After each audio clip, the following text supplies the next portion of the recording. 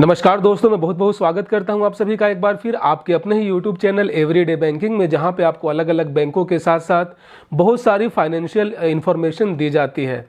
और दोस्तों आज मतलब कि 12 फरवरी 2021 को इलाहाबाद बैंक हमेशा हमेशा के लिए इतिहास बन के रह जाएगा। सन 1856 में जो है इस बैंक की स्थापना की गई थी। तब से जो है ये बैंक निरंतर अपने देश में जितनी भी वित्तीय समावेश होता है उसमें अपने देश की विकास में बराबर जो है योगदान देता रहा है। कुल मिला जुला के कहें कि भारत का सबसे पुराने बैंकों में से एक इलाहाबाद बैंक जो है आज अतीत में इतिहास में कहीं ना कहीं खो जाएगा। बहुत सारी यादें जुड़ी हुई हैं बहुत सारे लोगों की। स्पेशली एक ऐसा बैंक था जो कि ग्रामीण क्षेत्र में काफ़ी ज़्यादा पॉपुलर था। अधिक से अधिक किसान, मजदूर या फिर ऐसे गरीब वर्ग के लोग जो हैं इस बैंक से जो है जुड़े हुए थे और जो है उनको एक अच्छा खासा बैंकिंग सुविधा का जो है लाभ जो है इस बैंक के द्वारा मिल रहा था। दोस्तों अगर इस बैंक के बारे में बात करें तो सबसे ज़्यादा जो शाखाएं थी वो उत्तर प्रदेश में जो है इलाहाबाद बैंक बिल्कुल टॉप पे था। उसके बाद बंगाल का जो है ये दूसरे नंबर पे सबसे ज़्यादा शाखा वाला बैंक था और तीसरे नंबर पे जो आता है एमपी मतलब कि मध्य प्रदेश। पूरे यूपी का जो नंबर 1 बैंक था वो इलाहाबाद बैंक था। वेस्ट बंगाल, कोलकाता जो भी अलग अलग ज़िले हैं वहाँ का भी जो पहला जो कि सबसे बड़ा बैंक है वो इलाहाबाद बैंक है। और दोस्तों इलाहाबाद बैंक के बारे में जो है सबसे रोचनात्मक बात यह है कि इसका नाम भले इलाहाबाद बैंक है क्योंकि इसकी स्थापना जो 1856 में की गई थी उस समय इसका मुख्यालय इलाहाबाद था। लेकिन चूंकि उस समय जो है अपने देश में जो है कह सकते हैं व्यापार का जो है काफ़ी ज़्यादा स्कोप धीरे धीरे बढ़ रहा था। उस समय अंग्रेज जो है भारत में ईस्ट इंडिया कंपनी आई थी और चूंकि जब भारत में उस वक्त जो भी व्यापार होता था वो वैसे इलाके से शुरू होता था जो समुद्र किनारे बसे हों, तभी जो है वहाँ से बड़े बड़े शिप जो हैं कंटेनर वहाँ जा सके। इसी बात को ध्यान में रखते हुए इलाहाबाद बैंक ने अपना जो हेडक्वार्टर होता है, अपना जो मुख्यालय होता है, उसको इलाहाबाद से शिफ्ट करके जो है 20 साल बाद वो कोलकाता में कर दिया। और दोस्तों आज भी जो है इलाहाबाद बैंक का जो मुख्यालय है वो कोलकाता में स्थित है।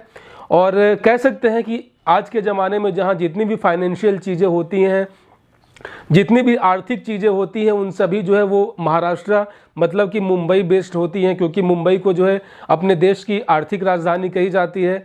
जितने भी बड़े बड़े बैंक हैं like union bank of India कह लें, एसबीआई कह लें, पीएनबी कह लें, साथ ही साथ तमाम जितने भी बड़े जो हैं कॉरपोरेट बैंक हैं, उन सभी के मुख्यालय हैं वो देश की राजधानी, आर्थिक राजधानी मुंबई में है। लेकिन फिर भी उस समय भी जो इलाहाबाद बैंक है इसने जो है अपना मुख्यालय कोलकाता में ही रखा। लगभग 14 करोड़ से अधिक जो हैं इसके खाता धारक थे, वो अब सभी जो हैं आज के बाद इंडियन बैंक के खाता धारक के नाम से जाने जाएंगे। बहुत सारे लगभग 21,900 से ज़्यादा बैंक के कर्मचारी जो हैं वो ऑटोमेटिकली अब इलाहाबाद बैंक के कर्मचारी ना होकर अब इंडियन बैंक के कर्मचारी हो जाएंगे। और बहुत सारे ऐसे लोग जो कि कह सकते हैं कि सीनियर सिटीज़न हैं या फिर जिनका पेंशन आता है, उनके बीच में अच्छा खासा पॉपुलर है इलाहाबाद बैंक, क्योंकि ये लोगों का भरोसा था, लोगों का ट्रस्ट था, एक पीढ़ी था, एक जनरेशन था जो कि एक विश्वास का जो है आगे स्टेप बाय स्टेप जो बढ़ता है उसके कारण जो है ये बैंक स्पेशली बात करें तो वृद्ध लोगों में काफ़ी ज़्यादा पॉपुलर था।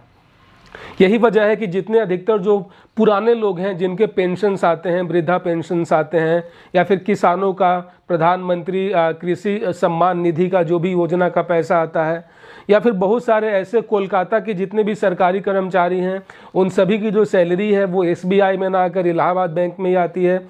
और साथ ही साथ पूरे वेस्ट बंगाल में जितने भी छोटे मोटे कल कारखाने हैं, इकाइयाँ हैं, फैक्ट्रियाँ हैं, वो सब दोस्तों अभी भी जो है अपने कर्मचारियों को जो सैलरी है, जो तनख्वाह है, वो इलाहाबाद बैंक के खाते में ही भेजती है। तो इसी से समझ सकते हैं कि कितना गौरवशाली, कितना गौरवपूर्ण इतिहास रहा है इलाहाबाद बैंक का।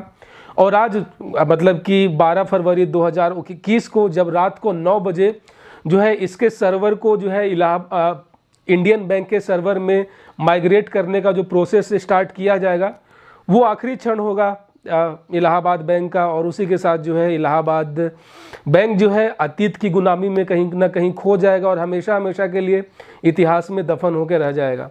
तो दोस्तों ये था एक छोटा सा मन की बात इलाहाबाद बैंक को लेकर जो मेरे अंदर थी, मुझे लगा आपके साथ शेयर करनी चाहिए। अगर आप भी इलाहाबाद बैंक के खाता धारक हैं, आपकी भी कुछ यादें जुड़ी हुई हैं, आप भी कुछ कहना चाहते हैं इस बारे में, या फिर आपका पेंशन आता है, आपका कुछ योजना का राशि आता है, कुछ स्कॉलरशिप आता है, या फिर आपका वेतन सैलरी आता है, या फिर आपका जो है बैंक अकाउंट इसमें है, तो मुझे कमेंट करके ज़रूर बताएं। मुझे बहुत खुशी होगी कि मेरे साथ भी इस सिलसिले में कोई और भी है जो आगे बढ़ता है। दोस्तों मिलते हैं फिर किसी और वीडियो में, तब तक अपना बहुत सारा ख्याल रखें। Keep banking with everyday banking. जय हिंद।